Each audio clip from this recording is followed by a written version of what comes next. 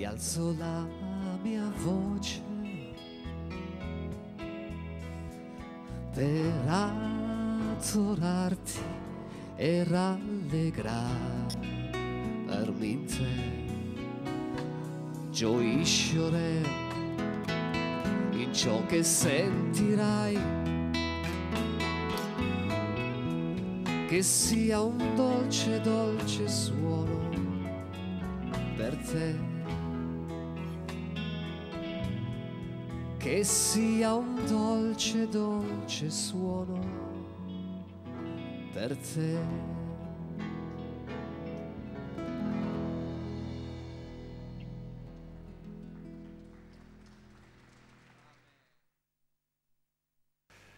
Das möchten wir auch in unserer Mitte heute Nachmittag erfahren, dass C'est ce Gott que nicht nous nur ein aimerions Gott ist, voir an den de man près, glauben kann, sondern que Gott Dieu ist ein Gott, est un den man Dieu erleben auquel on kann. peut Amen. croire, mais aussi qu'un Dieu Darf avec ich lequel on fait des bitten, Jean-Pierre expériences. Allemand, dass du einmal nach vorne kommst.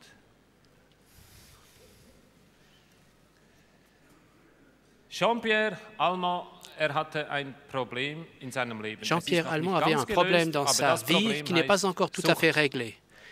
Il était dépendant. Ja, es war Sucht, Alkohol. Oui, dépendant de l'alcool. Der Alkohol hat mich lange gebunden. Et l'alcool m'a tenu enserré pendant longtemps. J'étais déjà chrétien et encore alcoolique. Et quelque part, je n'ai jamais eu vraiment confiance de tout remettre à Dieu. Lorsque tu as réalisé que ta vie, avec cette dépendance, tu m'as dit que d'autres problèmes également se sont présentés. Lesquels? C'était des problèmes de nature financière. Il me fallait pas mal d'argent pour satisfaire mon désir d'alcool. Cela a aussi provoqué des difficultés pour ma famille qui était prise dans le tourbillon. Et d'une manière ou d'une autre, je me retrouvais prisonnier de tout cela.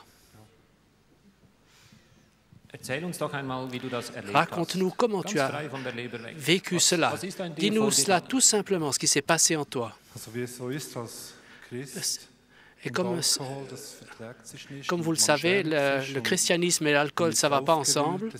On est honteux, on est tout retourné et ça ne marche tout simplement pas. Et Dieu a mis plusieurs fois la main sur moi et m'a dit que je devais lui amener toutes choses. Et puis j'ai toujours trouvé une espèce de zone grise pour quand même encore faire un peu ma volonté à moi. En 1994, Dieu m'a dit très clairement, et je lui ai dit, oui, alors je suis d'accord, je te donne toute ma dépendance, je t'apporte tout. Et alors, et d'un coup, il m'a libéré. Et depuis ce moment, je suis libre, libre, libre. Alléluia.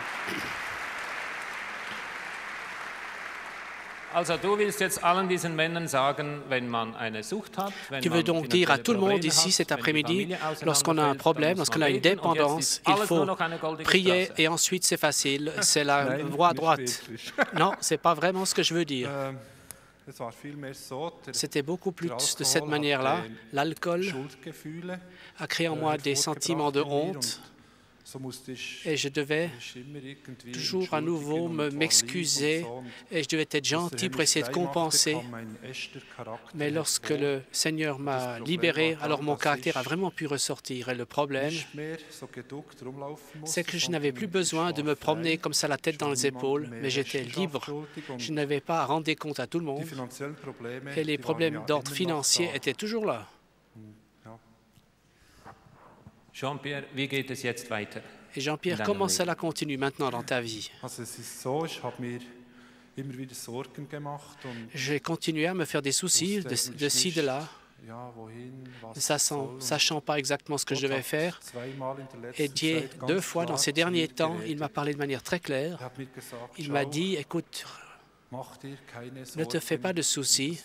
Et au sujet des problèmes financiers, c'est moi qui m'occupe de cela. Et aujourd'hui, je peux dire, avec ma famille et mes 3 enfants, nous nous en sortons.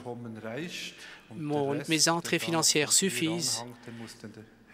Et pour le reste, les dettes qui datent du passé, eh bien, c'est le Seigneur qui va s'en occuper. Il fera d'une manière ou d'une autre. Mais je veux avoir courage et vous dire d'avoir le courage également de tout apporter au Seigneur, parce que le Seigneur s'en occupe de telle manière que plus tôt on peut lui remettre les choses, plus tôt aussi il peut agir et s'occuper de notre vie et en faire quelque chose de neuf, nous redonner un nouvel espoir. Amen. C'est très beau, un exemple comme Jean-Pierre, car il est dit dans la Bible qu'un roseau froissé, Dieu ne le casse pas. Alléluia pour Jean-Pierre, qui vit avec le Seigneur. Que Dieu le bénisse.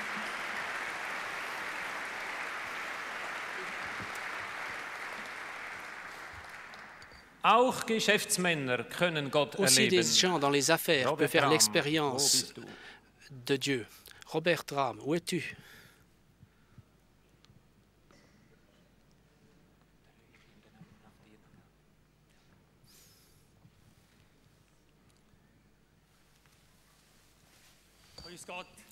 Bonjour.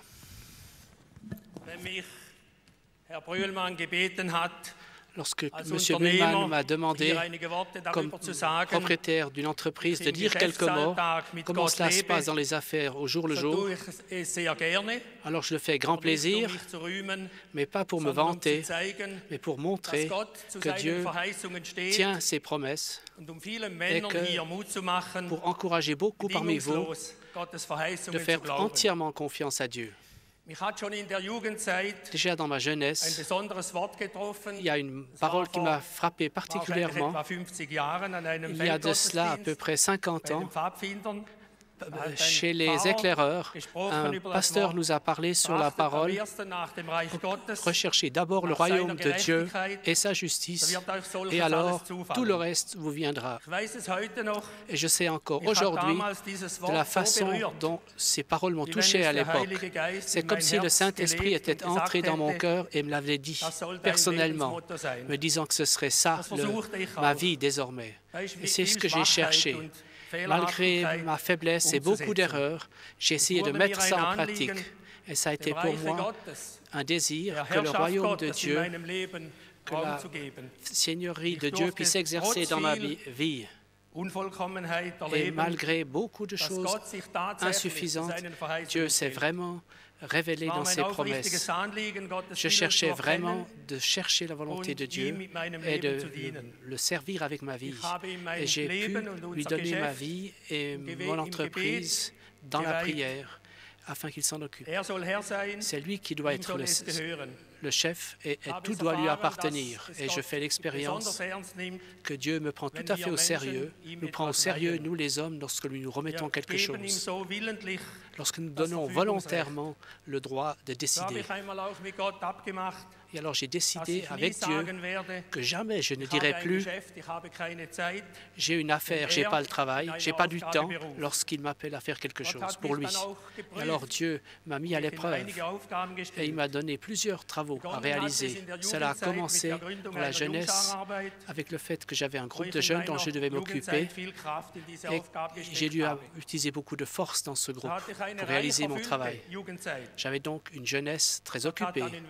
Puis Dieu m'a donné d'autres travaux aussi dans le l'IVCG, l'association des hommes d'affaires chrétiens, et dans d'autres associations d'église.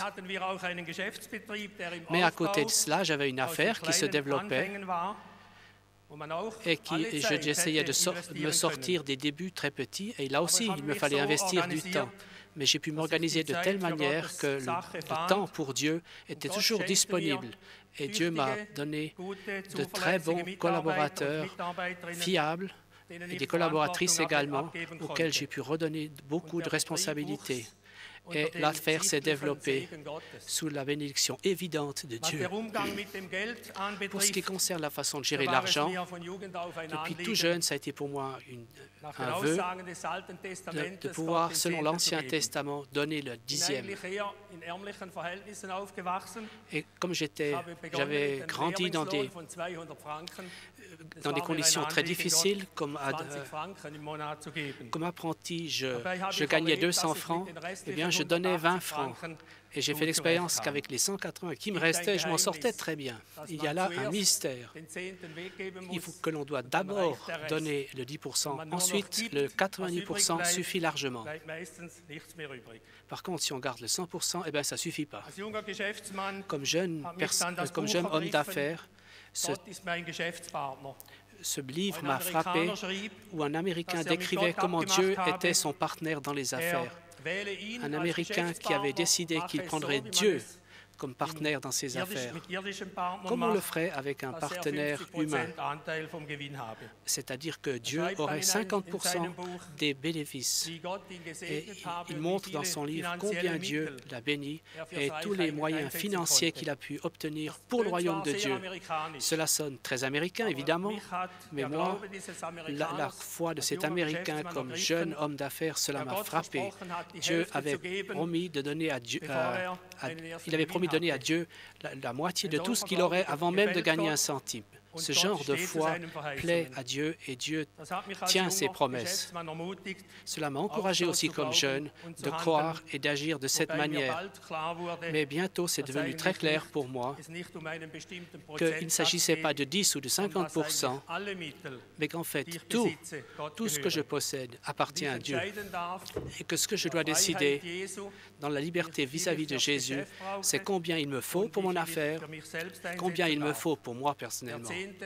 Le 10e, c'est vraiment le minimum vital. Lorsque par amour pour Dieu, on gère cet argent, alors le royaume de Dieu s'en sort très bien. Lorsqu'on veut faire un cadeau à quelqu'un, on ne regarde pas le prix de très près. Dieu m'a béni dans beaucoup de domaines et je peux dire, Dieu bénit ses enfants bien volontiers. Et alors, comme béni, ils peuvent aussi bénir les autres et ils ne doivent pas garder pour eux, ils peuvent au contraire donner. Ils n'ont plus le danger dans leur bien-être de s'éloigner de Dieu. Bien souvent dans nos prières, nous disons à Dieu tout ce qu'il pourrait nous donner. Et bien souvent aussi, nous sommes très peu écoutés. Mais si nous commençons par contre à chercher d'abord la volonté de Dieu, alors Dieu me donne ce que j'ai besoin et comme Dieu est bien souvent encore au-delà. En regardant ma vie, je suis plein de reconnaissance pour tout ce que Dieu m'a donné. Un bon mariage, une famille avec 4 enfants qui tous suivent Jésus de tout leur cœur et qui tous ont la main ouverte. Il ne faut pas seulement dire à nos enfants comment ils devraient vivre, il faut que nous le leur montrons et de manière enthousiaste. Et qu'est-ce que Dieu m'a encore donné? Je pense ce que nous avons entendu aujourd'hui, ces fameux 5 points. J'ai 65 hectares de vignes, j'ai des maisons pour l'entreprise, j'ai de l'argent, ce qui est nécessaire, et des servantes et des serviteurs, c'est-à-dire des collaborateurs et des collaboratrices, 40 personnes qui travaillent fidèlement avec moi. Mais Dieu a encore donné plus que cela. Il m'a donné des missions que je peux réaliser. Ça peut être des fardeaux, ce qu'il me demande, mais ça peut aussi être des sources de joie et de satisfaction. Comme serviteurs du Seigneur, nous sommes appelés ayant été libérés pour servir le Dieu vivant. Voilà ce que Dieu veut pour nous. Si nous faisons cela, alors nous faisons l'expérience de la plénitude que Jésus nous donne et de la bénédiction qu'il nous accorde. J'ai pu travailler dans l'association des hommes d'affaires chrétiens et j'ai pu souvent rencontrer d'autres responsables d'entreprises et les amener au Seigneur. C'est une des choses les plus merveilleuses que d'amener ainsi quelqu'un à lui. Et cela donne aussi des amitiés très profondes. Mais mon entreprise s'en sort très bien, elle aussi. Dieu, dans les années passées, nous a bénis de manière assez évidente. Même les gens où nous habitons, qui ne vont pas à l'église, reconnaissent que Dieu nous a bénis.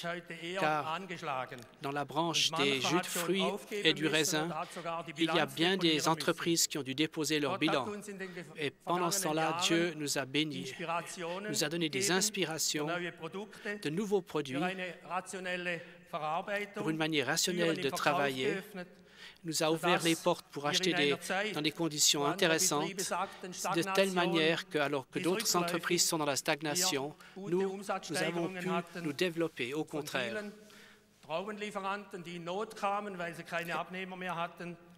Et nous avons pu même acheter des raisins à des gens qui étaient dans la difficulté parce qu'on ne leur achetait plus rien. Dieu peut aider les chrétiens qui lui font confiance et il les sort alors de la crise et il peut lui rendre gloire pour ce qu'il fait. Nous avons fêté récemment nos nouveaux locaux pour l'entreprise et notre architecte nous a dit combien nous étions pleins de succès et alors j'ai dû leur dire un secret et je leur ai dit que dans les fondations de ce bâtiment, nous avons mis une bouteille avec un papier où il est marqué, entre autres, « Notre aide vient du Seigneur qui a fait les cieux et la terre. » Et je leur ai expliqué que dans les années passées, notre aide, notre confiance, nous l'avons mise sur le Seigneur qui nous a tellement bénis.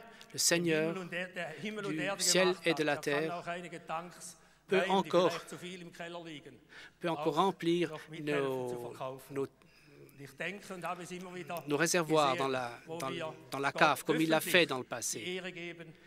Et j'ai aussi vu que lorsque l'on rend de manière très évidente gloire à Dieu pour ce qu'il fait, alors il nous bénit aussi. Et j'aimerais maintenant encourager tous ceux qui sont ici de chercher d'abord le royaume des cieux. Dieu ensuite te bénira et se servira de toi pour bénir les autres. Cela doit être finalement le but de ma vie, même si je ne le fais pas très bien, dans ma vie, de bénir, de louer Dieu par ma vie. Merci.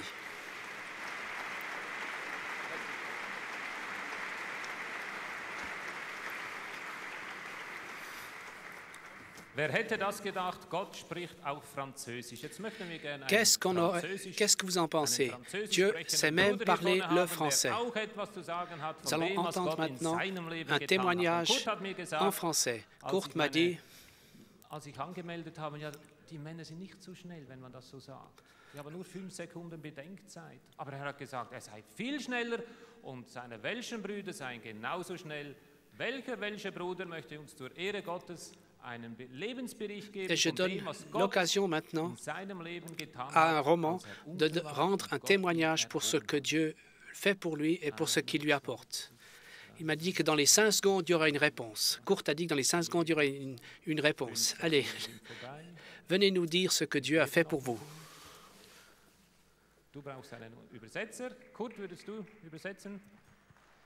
Tu as besoin, toi, d'un traducteur et c'est Kurt qui va traduire.